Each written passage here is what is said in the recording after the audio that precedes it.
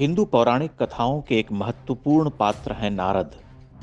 देवर्षि नारद, ब्रह्मा के पुत्र नारद। कठोर तप से उन्होंने ब्रह्मर्षि का पद भी प्राप्त किया था। आपने शायद ध्यान दिया हो कि भारतीय सिनेमा में नारद का चित्रण होता रहा है। धार्मिक फिल्मों के अतिरिक्त नारद को हम आम मनोरंजन प्रधान फिल्मों के विशेष दृश्यों में भी देखते रहे हैं।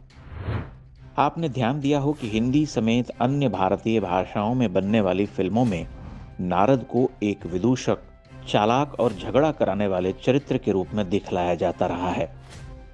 नारद की भूमिका भी उन कलाकारों को दी जाती रही है जो या तो खलनायक बनते थे या शोषक, विदूषक आदि। आपने कभी विचार किया है कि ऐसा क्यों हुआ? नारद को भगवान का मन कहा जाता है, यानी जो बात भगवान के मन में है वह सर्वप्रथम नारद को ज्ञात हो जाती है। चूंकि वह लोक कल्याण के लिए हमेशा तत्पर रहे हैं, इसलिए लोक कल्याण के लिए देवता के मन की बात को लोक में जाहिर करते हैं ताकि लोक कल्याण हो सके। लेकिन सिनेमा में उनके चरित्र का ऐसा अवमूल्यन हुआ कि नारद झगड़ा लगाने वाले ऋषि होकर रह गए। ध्यातव्य है कि श्रीमद् भागवत गीता में कृष्ण कहते हैं, देवर्षिणाम च नारदः, यानी देवर्षियों में मैं नारद हूं। देवर्षि का पद उन्हें ही प्राप्त होता था जो त्रिकालवेत्ता होते थे, सत्यभाषी, परम ज्ञानी और मर्मज्ञ, मंत्रज्ञ भी। माना जाता है कि सभी देवर्षियों में नारद अन्यतम हुए, लेकिन हमने लोक जगत में उन्हें उपहास का पात्र बनाकर रख दिया। ऐसा क्यों हुआ और आज तक ऐसा क्यों हो रहा कि सनातनी जीवन धारा के सबसे उज्जवल पात्रों को सिनेमा आदि में चित्रित करते हुए हम उनके साथ ऐतिहासिक आपराधिक अन्याय करते हैं।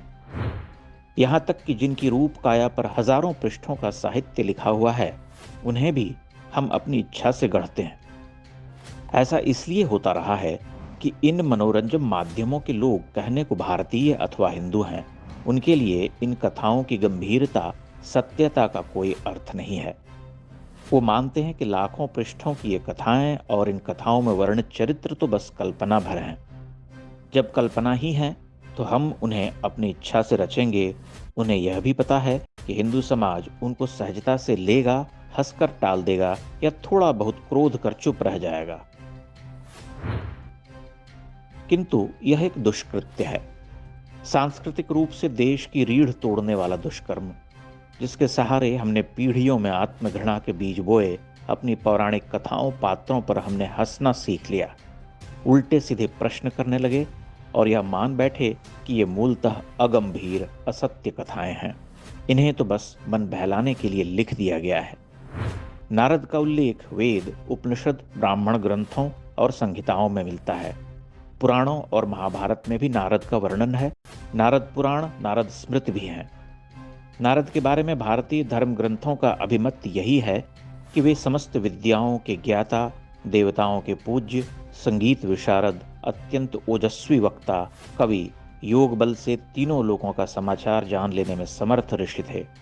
चूंकि वह तीनों लोकों में घटने वाली घटनाओं को देख जान सकते थे, इसलिए हमारी फिल्मों में उन्हें कानाफूसी करने वाला समाचार वाहक बनाकर सिमटा दिया गया।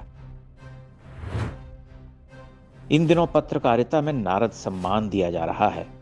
हम केवल यही आशा करते हैं कि नारद सम्मान देने वाले देवर्षि नारद की विराट महत्ता को समझते हुए इसका वितरण करेंगे, अन्यथा यह पुराने उपहास का विस्तार भर होकर रह जाएगा।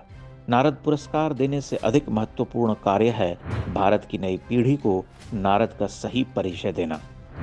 देवर्षि नारद के नाम पर दिए जाने वाले सम्मान की महत्ता तभी रहेगी जब देश नारद का महात्म्य समझेगा।